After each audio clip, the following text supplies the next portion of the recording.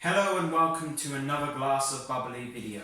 This time we're looking at the dessert category at the Glass of Bubbly Awards. We have 3 gold medals and 1 trophy to taste. So the 2020 awards, so nearly a year ago already.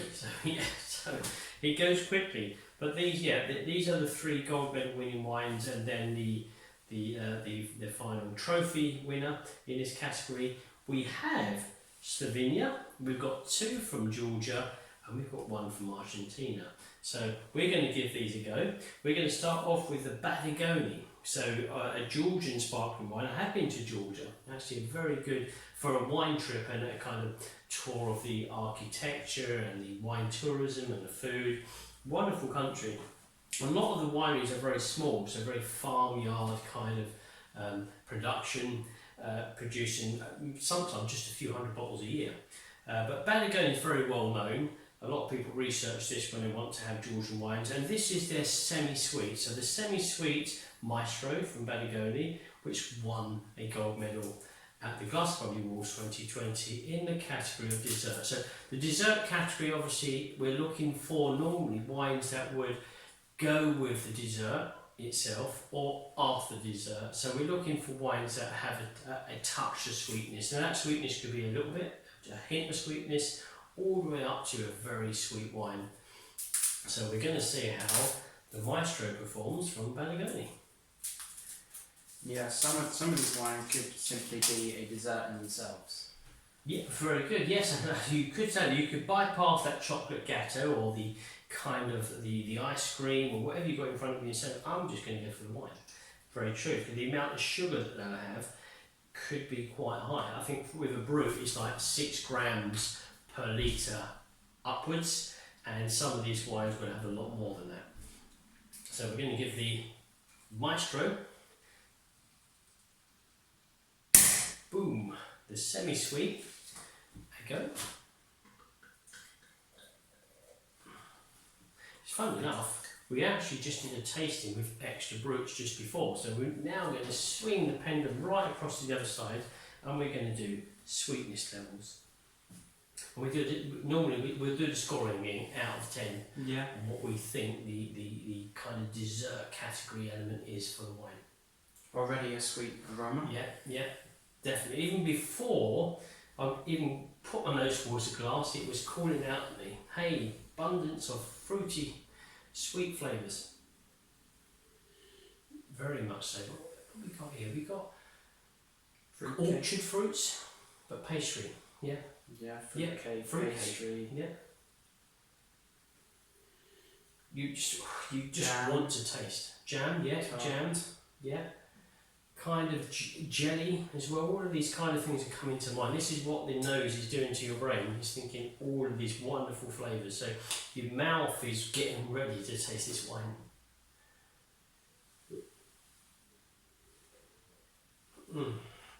Wow, yeah. Lovely sweet wine, if that's what you're after. Sweet fruits, green fruits, yellow fruits. Yeah. Really ripe, really sweet. It's very ripe, but not too harsh. There's no kind of, not much acidity. There's freshness. There's not too much acidity. It's delivered in a very subtle, silky way. It tastes like natural sweetness. It doesn't taste processed. As if they've added too much sugar. They look like they've worked very well with the grapes and produced these wonderful fruit flavours for you. Very good. As a dessert wine, I've got to give it a 9 out of 10. I think it's bang on what that category is all about. I was thinking about it. 9, definitely. That's the lowest I'd go. Yeah. 9. I'm tempted to give it a 10. Right off the It's bat. getting a 10, so we're going to. The Rigonska Litza is going to have to perform well. Yeah, that is really good actually, because sometimes people get concerned with a sweet wine. Is it going to be yucky? Is it going to make you feel sick after one glass? One glass is enough. Not with this wine here. This is the way that they produce the sweetness is very elegant. You can have a few glasses of this and you'll be very happy, and it won't make you feel sick. Because I've had wines that are very sweet, and one glass is enough. And trust me, one glass is enough. But this very nicely presented. Yeah. Yeah. Yeah, I'm happy with my 10. But You're, what did I go for? 9. 9. So we're going to go all the way over from one continent to another. We're going to go all the way over to Argentina, South America. So this is Disadio from the family Schrader. This, funny enough, it's 9% on alcohol. Does it say on this one what percentage we've got? There's so much information here, my goodness me. Anything between 10 to 12% alcohol level. It does say the sugar, What have we got 40 here? to 55. Yeah, 40 to 55, so it's quite high on the sugar. Though, saying that, I didn't find it aggressively too sweet. No. It was very nice. Fine, if I would pour a glass of this, I would be saying I would have a second glass. It wasn't too sickly. So this is 9%. So let me just check here in the back here. Delicious on its own. It's an ideal accompaniment to fine cheeses, because that's a dessert for many people, is cheese, savoury dishes and desserts. Served between 6 to 8 degrees. And I think we'll have the serving temperature correct, because we have these chilling away nicely for a few hours. So all the way over to Argentina, another gold medal in the category of dessert. And I tell you something, they produced the most amazing version of this, but in rosé. Yeah. Wonderful. It's pretty incredible. Boom. Lucky I had control of the cork, and that went quick. So this idea.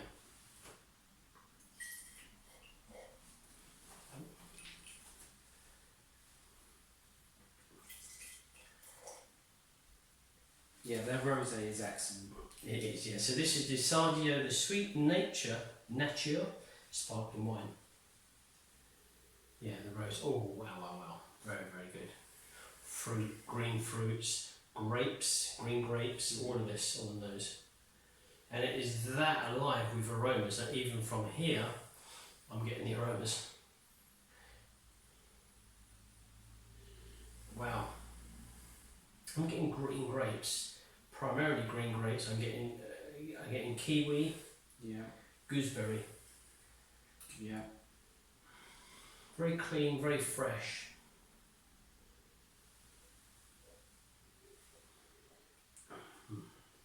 As I remember, I've done a few of these wine. I've tasted a few in Disadio here, and the way they deliver, again, the sweetness is wonderfully balanced. It's clean, it's fresh, it's crisp. You don't feel that any added sugar has been put into the bottle. You feel that the grape here is working tremendously hard to deliver this wonderful sweetness to your palate. Yeah, it is. It's similar to the first one, but it's more in the green, exotic fruit. It's all exotic natural. It tastes natural. I agree. It's not heavily. It doesn't carry any heavy sweetness to it. So again, a couple of glasses you could easily have. It can go wonderfully well, as they sell a bottle, with cheese, so savoury cheese, and it could go very easily with fresh fruits, desserts as well, or even after, just to cleanse the palate. It will work wonderfully well. So always a top performer. I'm going to have to give this another 9, approaching a 10. I have to go for 10 as well. 10. Oh, this is good stuff. Let's do this. This one, I just love the bottle here, the Batagoni, the clear bottle, the beautiful rosé colouring inside there. We've got it perfectly chilled, and I'm really looking forward to opening to this bowl. So another Batagoni, so Slovenian sparkling wine, and another gold medal. Georgian. Oh, thank you very much. Yeah, excuse me. So this is Georgian. Batagoni, Georgia. So we're going to give this an open, and it's the first of the rosé, because the trophy winner is also a rosé. There we go. So Batagoni from Georgia.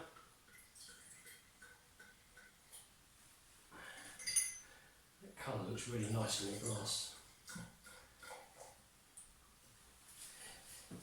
Go. So clear bottle this time. So not always you get clear bottle, but clear bottle showing a beautiful colouring of the rosé colour in the bottle. Oh yeah, all the time these wines we're so lucky to be tasting these wines. the aromas and the flavours are incredible. Raspberries, strawberries, jammy. It's like a sort of pastry tart. Perfect. Don't think I can add any more. It's exactly that. It's raspberry ripple ice cream if I had to add any extra to that. Cool. It's very wonderful elegance to that wine. It's incredible. It's like a child in the sweet factory. It's the excitement. Creamy, silky edge to it. Yeah. Give it a taste.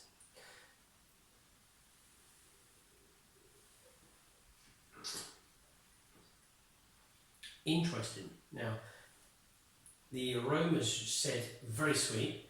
The flavours a touch less, but still there's sweetness. Still sweet, but it's not as sweet as you were expecting. No, I agree. And it's a touch lower, but it's still a sweet sparkling wine, but it's toned itself down from the expectation that your nose was telling you this is going to taste like, but still very good quality. Red fruits, red berry, raspberry, even cranberry flavours. Yeah.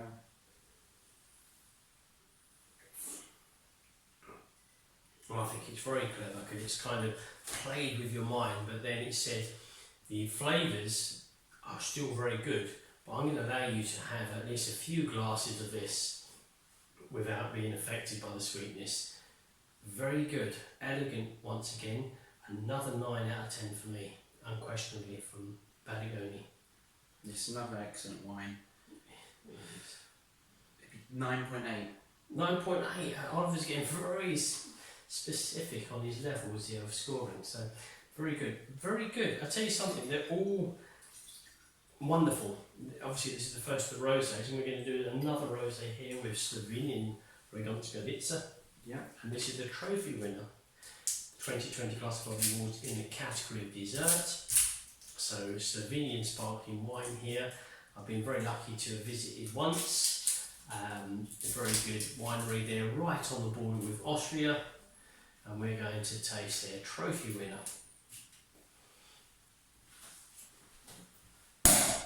We've chilled these wines down very low, so there would probably be about 6 when they come into this room. So they come in 7 to 8 degrees now as we're tasting them. And this is the trophy.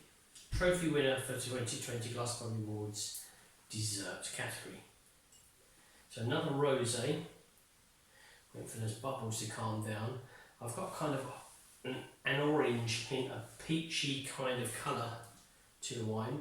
The Batagoni was far more on the rosé kind of colour, whereas this is more peach and orange side.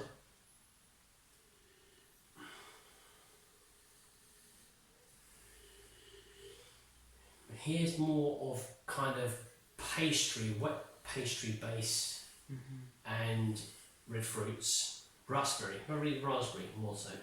Yeah, raspberries and pastry. Candy, do you get anything like candy fruits, something like candy sweets, anything like that with sherbet on, or... I can see where you're coming from with the sweets, not sure about What the sherbet? You give it a spell, think of the sherbet, you know, those sweets, they've got like sugar coating. Now you say it, sherbet. I'm also getting a touch like a biscuit. Biscuit as well, yeah. I've got orange, a little bit of tangerine. The colour's not falling me, although the colour's orange here, I'm getting kind of the orange tangerine skin. Go for the flavour here.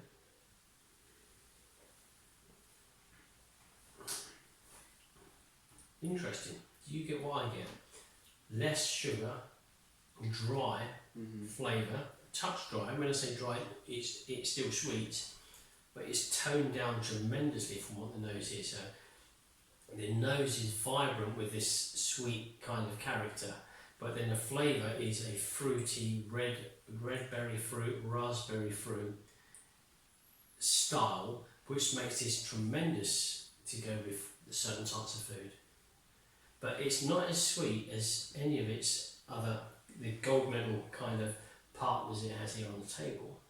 It's less sweetness. Obviously with the brut, so some of our gold medals have been in the past brut standard, so that's 6 grams of sugar per litre, less sugar, but this is appealed to the judges more as the dessert category winner. The longer it's in your mouth, it sort of the fruitiness. I'm not sure if ripens is the correct word, but it intensifies. And I think what it feels like is it's far more natural in how it displays the sweetness to you. So if you're in the garden, you've picked a handful of raspberries and you've got red berries over there. You may have some apples, red apples, Cox's apples, probably Cox's apples remind me of that. And then you put them together, slice them up and you've eaten it. It's a more natural display of sweetness for me. Whereas these have got the sweetness, but you know deep down there's some kind of added sugar to the wine, but they've delivered it in a first class way. This is showing that here the grape is working tremendously hard to showcase some sweet fruit flavours to you. But that could go with a host of different foods.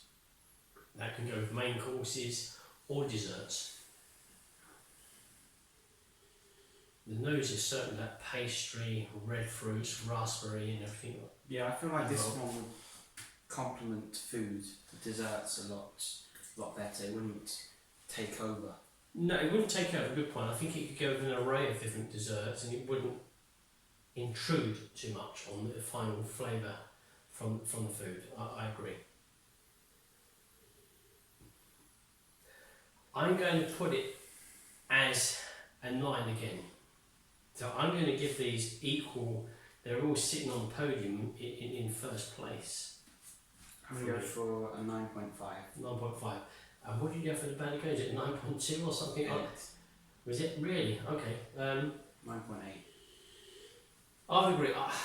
I can see why the judges with all their years' experience have picked this wine. They've read the description of the dessert category and they've picked that wine. There is an elegance to this wine. Yeah. It's very cleverly done. It's a lady winemaker from Vatagoni, and it's very cleverly done. But if you had to take one bottle home, and I think we may want to take the same bottle home, which would you take back?